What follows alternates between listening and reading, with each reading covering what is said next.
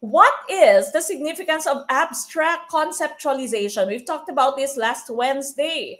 Abstract conceptualization involves experiential learning theory. Would this be letter A? It involves actively experimenting with new ideas. Letter B, it refers to drawing conclusions and forming generalizations. Letter C, it pertains to observing and reflecting.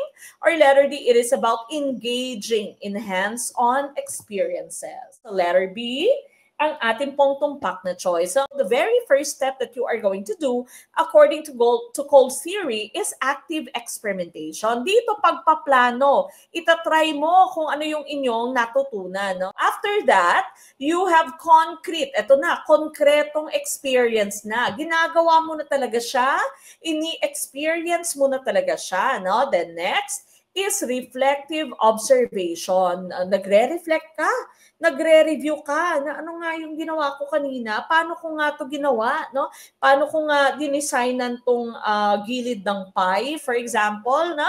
Then lastly, abstract conceptualization, you conclude and you learn from your experience. Ay, mukhang kulang yung tubig ng aking dough. Hinahanap natin kanina abstract conceptualization, kaya nga po yung letter B, yung ating sagot.